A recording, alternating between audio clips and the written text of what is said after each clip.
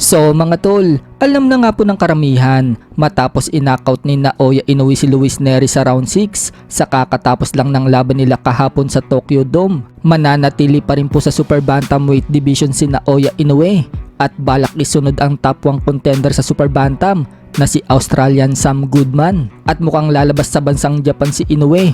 Ayon kasi sa report mga tol, kung matuloy ang laban dito kay Sam Goodman sa September, sa bansang Australia gaganapin ang laban. Bagamat maraming natutuwang mga boxing fans na lalabas na sa bansa si Inoue para harapin itong si Sam Goodman. Para naman sa mga boxing expert, easy lang umano na tatalunin ni Inoue itong si Sam Goodman. Maganda naman umano ang record ni Sam Goodman dahil wala pa itong talo. Pero wala daw itong lakas na kayang pabagsakin si Inoue. Sa 18 fights kasi ni Sam Goodman mga tol, 8 lang dito ang tinalo niya via knockout. Kumbaga, safe na safe daw si Inoue dito sa Australian boxer. Lumalabas dyan mga tol na namimili lang umano ng kalaban si Inoue. Kung talagang magaling daw si Inoue, dapat umakyat daw ito ng featherweight division para masubukan daw kung kaya daw ba nito ang lakas ng isang featherweight. Masusubukan daw si Inoue kapag hinarap na ito ang mga featherweight boxers na sina Brandon Figueroa, Luis Alberto Lopez, Rafael Espinosa at iba pang kampiyon sa featherweight. May mga nagsasabi naman mga tol, matapos ma-knockdown ni Inoue kay Luis Nery sa round 1, wag na daw ito magbalak na umakyat pa ng dibisyon. Mag-stay na lang umano ito sa 122 pounds dahil hindi daw nito kakayanin ang lakas ng isang featherweight. Sa kabilang banda naman mga tol, matapos pong mag-ingay ni Casimero nang mapabagsak si Inoue sa round 1, na sinabi ni Casimero na kung siya daw ang nakatama ng suntok na yon, game over na daw itong si Inoue. Bukod nga po kay Casimero mga tol, meron din nag-angas kay Inoue at sinabi din kung siya daw ang nakatama ng suntok na nakapagpabagsak dito kay Inoue sa round 1. Tiyak na hindi na daw tatayo pa si Inoue. Yan po ay walang iba kundi ang maangas na tumalo noong nakaraan sa kababayan natin na si Arthur Villanueva na si Elijah Pearce. Kinongrats naman ni Elijah Pearce si Inoue sa pagkapanalo nito, pero nag-iwan ng banta si Elijah Pearce. Sa boxing umano, kahit ano pwede mangyari.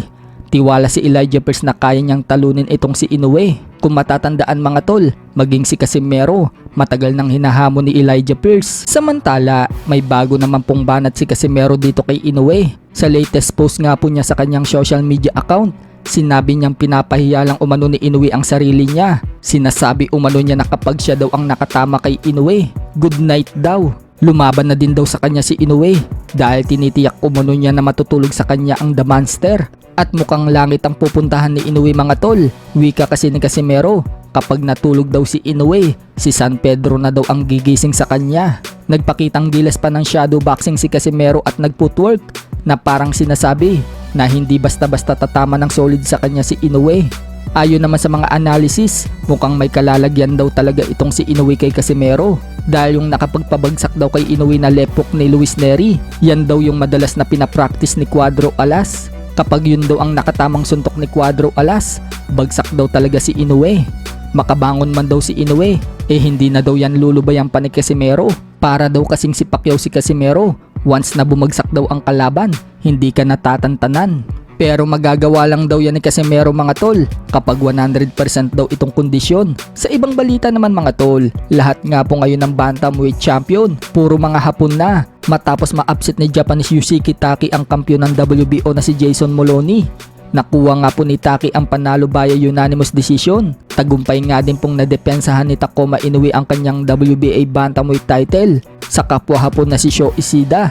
Bagamat bumagsak din si Takuma Inoue sa round 1, nakabalik ito at lumamang pa din sa puntos at nakuha ang panalo via unanimous. Kaya 4 na Japanese na po ang mga kampiyon sa bantamweight. Yan po ay si Takuma Inoue na hawak ang WBA, Yusuke Taki na hawak naman ang WBO, Junto Nakatani na hawak ang WBC at Roshoki Nishida na hawak naman ang IBF.